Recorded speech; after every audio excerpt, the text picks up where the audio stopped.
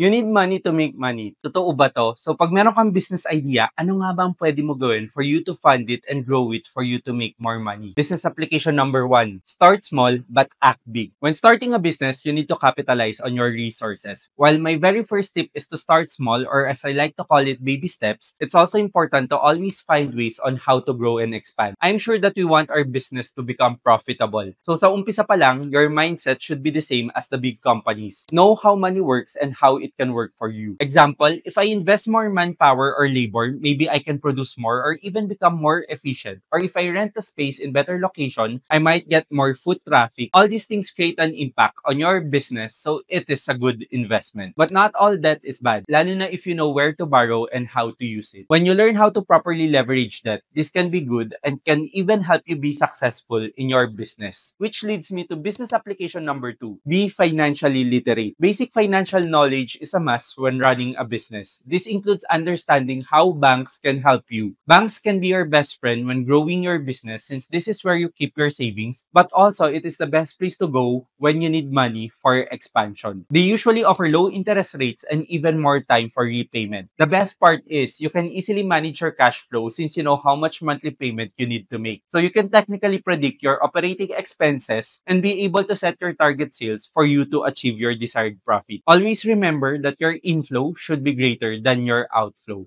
Business application number 3, using debt because it is affordable. These days, debt or utang is now cheap. And can we say it's really that affordable? It is when you get positive returns from your business. I would usually take out loan amounting to 3 million in my build and sell business, but gross returns would be anywhere from 5 million to 7 million. That's almost 100% cash on cash return. So any debt that leads me closer to my goal is technically a good debt. For business owners like us, multipurpose loan helps makes this possible. Since this is backed by a real estate collateral, you get higher loan amount up to 50 million depending on the appraised value of the collateral, lower interest rate, and even a longer loan term for up to 10 years. Lesson number 4, not all debt is bad. Not all debt is bad, lalo na if you know where to borrow and how to use it. When you learn how to properly leverage debt, this can be good and can even help you be successful in your business. Always know when to take risks but learn to mitigate it. Meaning, dapat calculated ang business risk mo. Ako, I still use bank loan up to this day, especially for long-term business investments. Instead of using my own money, there are trusted institutions like BDO that help made my plans possible. For my Airbnb business, I bought a condo and I'm paying a monthly amortization of 25,000